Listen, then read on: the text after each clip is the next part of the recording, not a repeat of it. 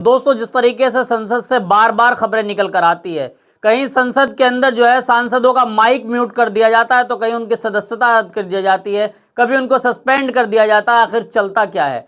देश के अंदर अगर कोई सड़कों पर आवाज उठाने की कोशिश करता है मौजूदा सरकार के खिलाफ, तो उन पर FIR, UAP और तमाम धाराएं लगाकर उनको जेल भेज दिया जाता है। और जब चुने हुए सांसद संसद के अंदर अपनी आवाज बुलंद करते हैं तो उनको सस्पेंड कर दिया जाता है। ये कोई नया मामला नहीं है। जब से भाजपा सरकार सत्ता में आई है, लगातार इस तरह की खबरें निकल कर आ रही हैं। साथियों, वही आज हुआ।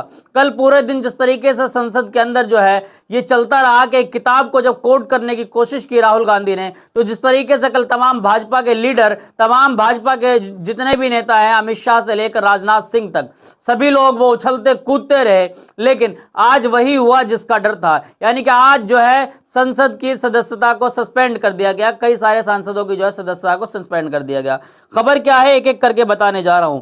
खबर यह है कि नरगिस बानो अपने एक्स पर पोस्ट करती हैं कि संसद में सस्पेंड हुए सांसदों ने मकर द्वार पर सरकार के खिलाफ जबरदस्त नारेबाजी की। इस दौरान सांसदों ने जेफरी एस्टीन के फोटो वाले बैनर भी पकड़ लिया था, जिस पर लिखा था PM इन कॉम्प्रोमाइज्ड।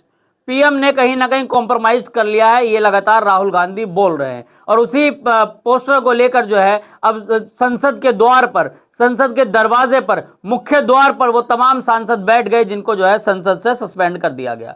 लेकिन साथियों, सवाल यह है कि आखिर ये इतना बड़ा मुद्दा क्या है? एप्स्टीन फाइल में आखिर ऐसा क्या छुपा है, और आखिर इस किताब में क्या छुपा है, जिस किताब को लेकर लगातार जो है वो राजनीति हो रही है। लगातार जिस किताब को लेकर राहुल गांधी उसमें पोल पट्टियां खोलने की कोशिश कर रहे हैं, लेकिन संसद के अंदर उनको बोलने नहीं दिया जा रहा है। अब उनकी सदस्यता जो है वो सस्पेंड कर दी गई संसद के अंदर।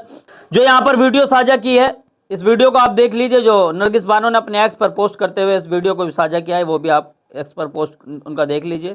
और जो कुछ मौका राहुल गांधी को संसद के अंदर बोलने का नहीं मिला, वो तमाम मौके उन्होंने छोड़े भी नहीं, और वो तमाम मौके अपने बाहर मीडिया के सामने आकर अपने जाहिर करें।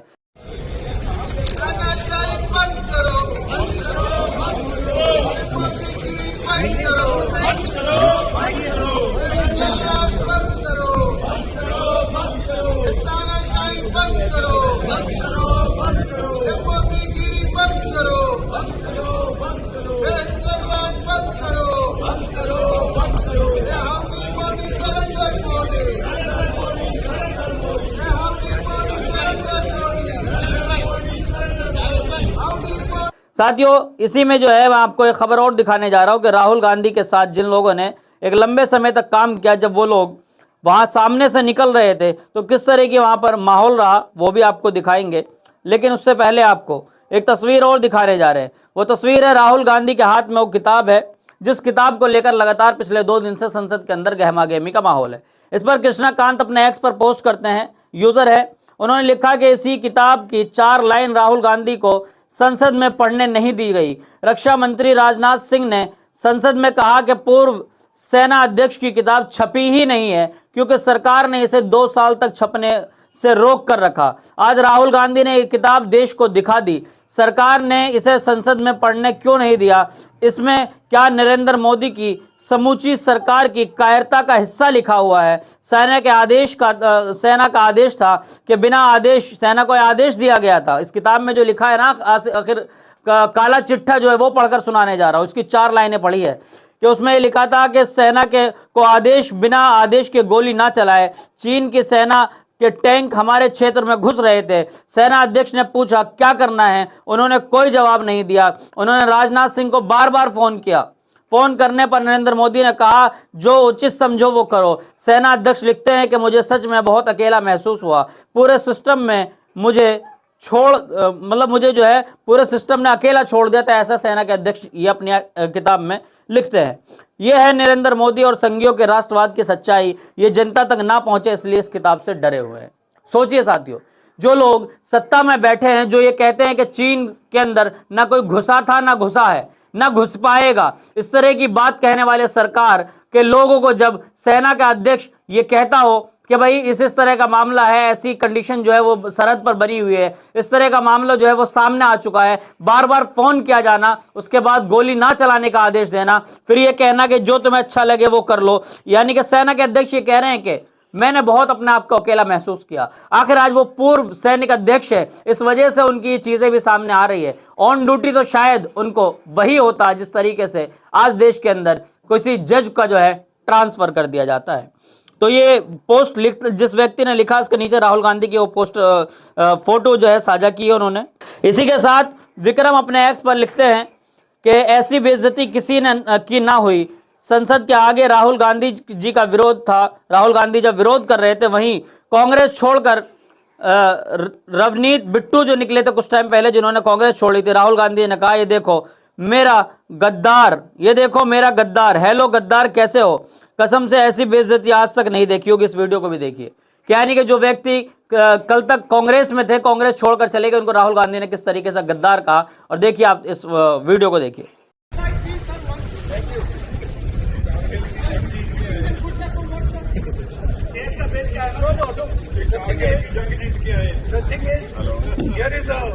Great dog walking right by. Take a look at your face. It's going to look like. Hello, brother. My great dog friend. Surrender. Don't worry, you'll come back. Surrender. Yes,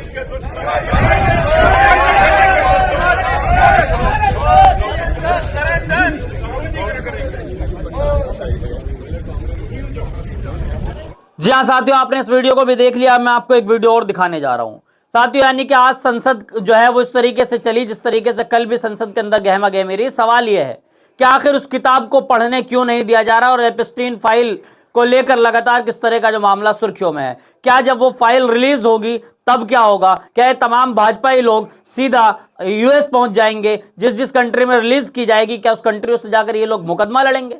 सवाल यह है कि आखिर तुम्हारी ये काली करतूतें है क्यों?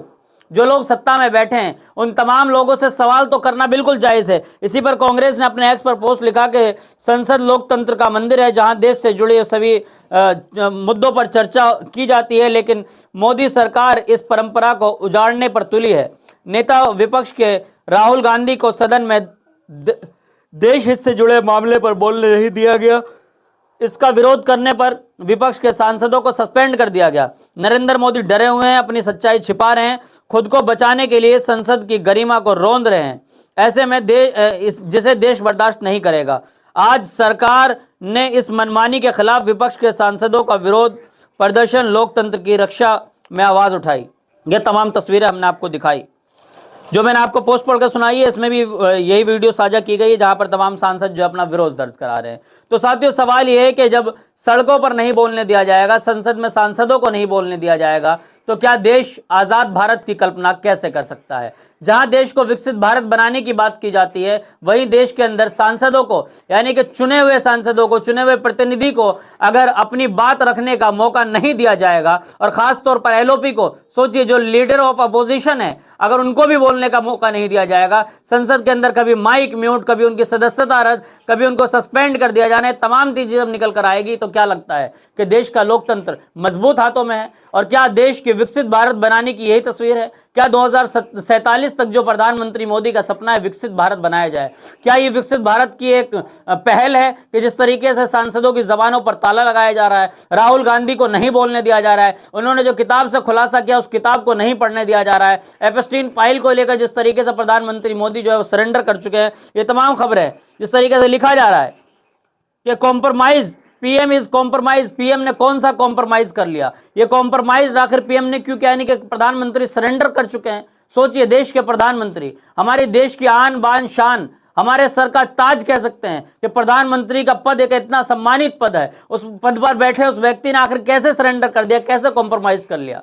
सवाल यह है कि अगर कॉम्प्रोमाइज नहीं किया तो राहुल गांधी या जितने भी विपक्ष के लोग जो सवाल उठा रहे हैं, आखिर उन लोगों को प्रधानमंत्री मोदी सामने आकर जवाब क्यों नहीं दे रहे हैं? आज इस तरीके से सदस्यता रद्द की गई है, लोगों को वहां से जो है वो निकाला गया है, संसद से बाहर निकाला गया है, ये तो लगातार चल रहा है।